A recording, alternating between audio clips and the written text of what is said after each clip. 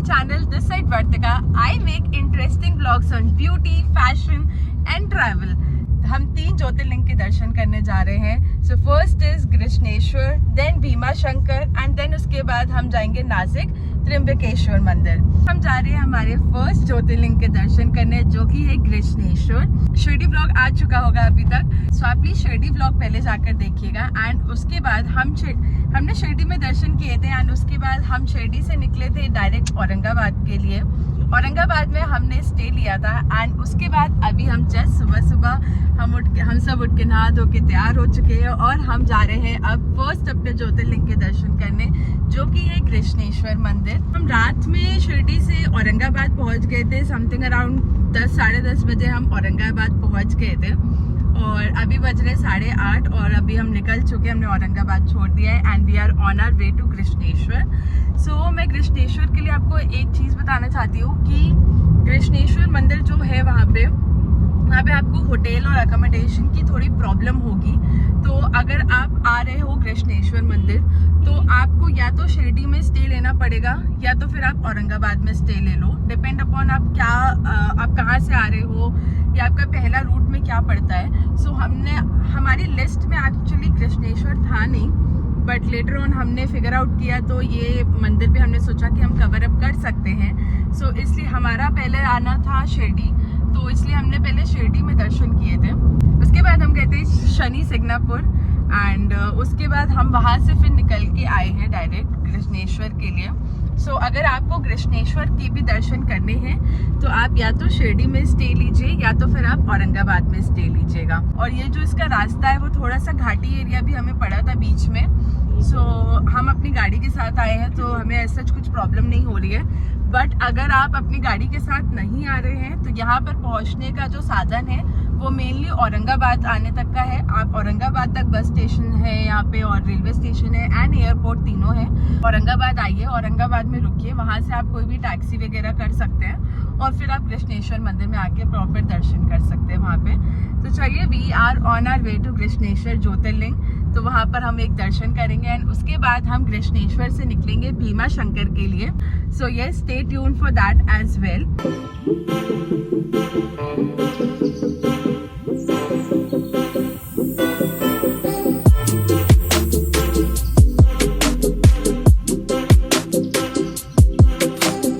पहुंच गए कृष्णेश्वर मंदिर और औरंगाबाद से हमें लगा सिर्फ 1 घंटा यहाँ पहुँचने में. यहाँ पे पार्किंग एरिया भी है अच्छा, तो हमने पार्किंग में अपनी गाड़ी को पार्क कर दिया है.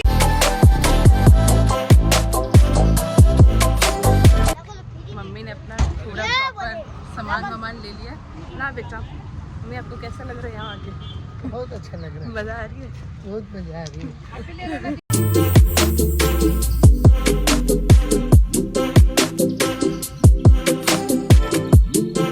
अभी हम लाइन में खड़े हुए हैं बिकॉज बहुत ही ज़्यादा लंबी लाइन है. सो यहाँ पे आपको लोग भी मिल जाएंगे जो आपको बोलेंगे कि वो आपकी जल्दी दर्शन आपको करा देंगे, ऐसा वगैरह सब वो बोलेंगे. अच्छे से प्रॉपर अपना टाइम देकर आओ यहाँ पर और आपके अच्छे से दर्शन हो जाएंगे. इन विच फेस नींद आ रही है मेरे बेबी को. तो मेरा और विष्णु का ये चौथा ज्योतिर्लिंग होगा जो साथ में होगा, है ना विष्णु? फोर्थ था. सो मेरा वैसे 8वां साथ अभी हुए नहीं है. साथ ये 5वां है. 2 और बात में होंगे ना. बेटा मेरे साथ होते थे अकेले.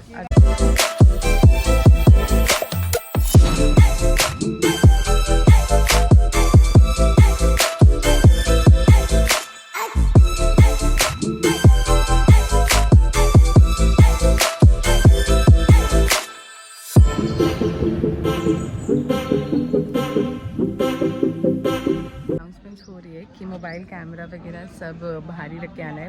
मंदिर के अंदर लाना इज़ नॉट अलाउड. वैसे बोलते हैं मोबाइल कैमरा बाहर रख के आना है, मंदिर में लाना सख्त मना है.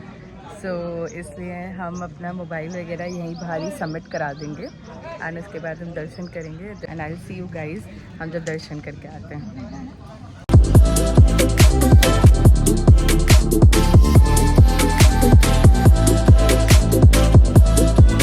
हाय गाइस, सो हमने कर लिए कृष्णेश्वर ज्योतिर्लिंग के दर्शन और दर्शन बहुत ही ज़्यादा अच्छे हुए. बहुत ही सिस्टमैटिक मंदिर है वो.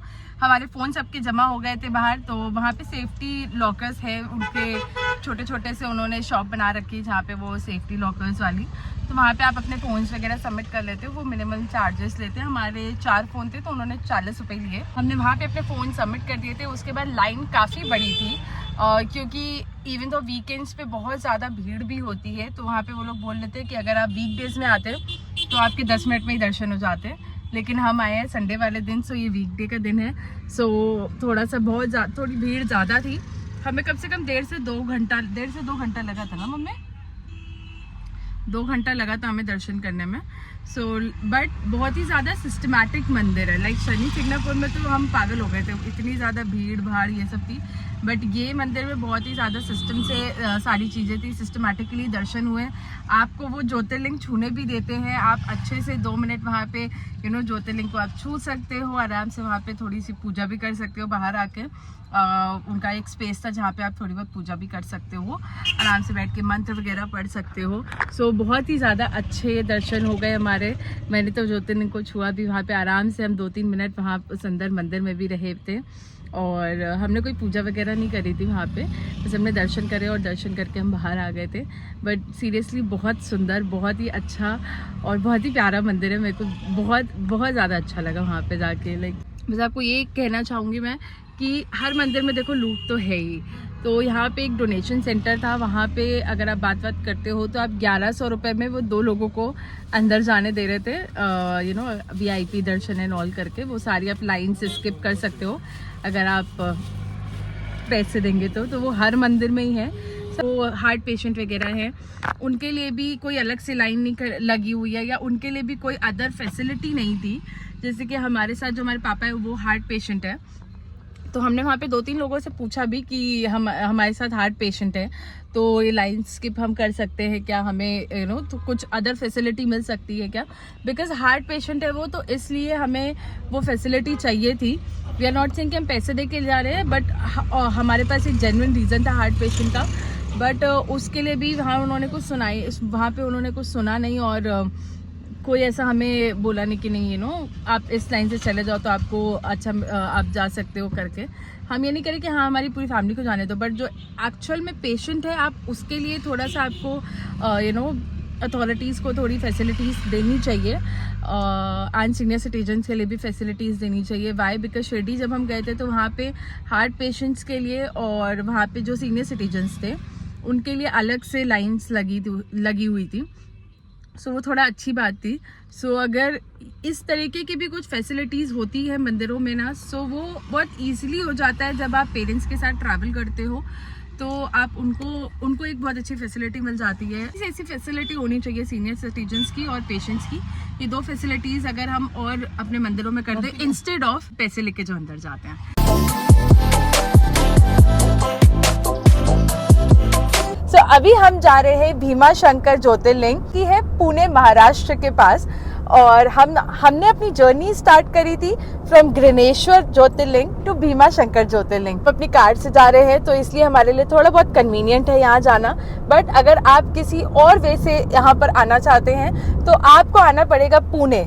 आने तक के लिए आपको कोई भी सिटी से फ्लाइट, ट्रेन और बस तीनों अवेलेबल हैं, तो आप अपनी सिटी से कन्वीनियंट और अफोर्डेबल प्राइस में आपको मिल जाए, आप उस तरीके से पुणे आ जाइए। पुणे से आपको Bhima Shankar approx 120 to 150 kilometres है। आपको टूरिस्ट बस भी मिल जाएगी या फिर आप प्राइवेट टैक्सी करके आप पुणे से भीमा शंकर टेम्पल आ सकते हैं।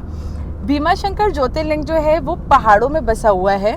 सो अभी जहाँ हम जा रहे हैं यहाँ के रास्ते पूरे पहाड़ टाइप से, घाटी टाइप रास्ते हैं, एक्चुअली नॉट पहाड़, इट्स अ घाटी। हमें बज रहा है 5 और अभी बस हम आधे घंटे में पहुँच जाएंगे भीमा शंकर।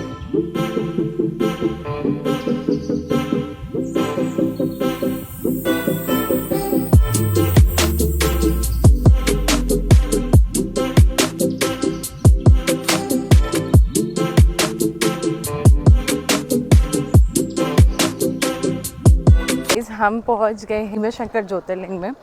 सो हमने मतलब यहाँ पे 2 चीज़ें हैं, थोड़ा सा मैं वो आपको बाद में जाके बताऊँगी कि यहाँ पे एंट्री का कुछ चार्जेस वगैरह लगता है, वो मैं आपको कार में बैठ के बाद में बताती हूँ। सो अभी हम पहुँच गए भीमा शंकर टेम्पल। हमने कार को लगा दिया है पार्किंग में और थोड़ा सा पैदल चल के, थोड़ा चढ़ाई है और थोड़ा सा पैदल चल के हमें जाना है भीमा शंकर टेम्पल हमें सामने दिख रहा है। Hi guys, welcome to a voice over. सो हमने मंदिर में बहुत अच्छे दर्शन कर लिए थे, बट मैं यहाँ का आपको एक स्कैम बताना चाहती हूँ। सो वहाँ पे ना आप अगर अपनी गाड़ी से आते हो तो वो आपको पहले ही रोक लेते हैं और बोलते हैं कि अगर आपको कार लेके जानी है अंदर तो आप इस रूट से जाएंगे और अगर आपको पैदल जाना है तो आपको इस रूट से जाना पड़ेगा। बट हमें नहीं पता था कि यहाँ पे ये स्कैम है। अगर आपको ये बैरिकेडिंग दिख रहे हो तो यहाँ पे वो आपको रोक लेते हैं और फिर वो बोलते हैं 800 रुपीज़ चार्जिंग है अगर आपको अपनी कार अंदर तक लेके जानी है। क्योंकि अगर आप नॉर्मल रूट से जाते हो तो आपको 200 आई गेस स्टेयर्स नीचे उतरने पड़ते हैं। तो हमारे साथ जो हमारे पेरेंट्स थे वो ओल्ड एज हैं तो वो नहीं उतर सकते थे, तो हमें कार अंदर लेकर जानी थी हमें। बट ये नहीं पता था कि वो यहाँ पे स्कैम कर रहे हैं। सो हमारा यहाँ पे स्कैम हुआ, हमारे 800 रुपीज़ हमें यहाँ पे उनको देने पड़े थे और अंदर हमें पार्किंग में भी उन्हें कुछ पैसे देने पड़े थे। उसके बाद हमें सडनली पुणे जाना पड़ा था बिकॉज़ कुछ हमारी फैमिली में क्रिटिकल सिचुएशन हो गई थी जिसकी वजह से मम्मी पापा को बैंगलोर जाना पड़ गया था सडन। सो हमने मम्मी पापा की रात की टिकट कराई और उनको पुणे एयरपोर्ट में छोड़ा। उसके बाद हमने वहीं पर ही स्टे लिया पुणे में एंड उसके बाद मैं कुछ व्लॉग नहीं कर पाई थी। So thank you so much for watching guys. Please do like, share and comment and subscribe to my channel. Bye.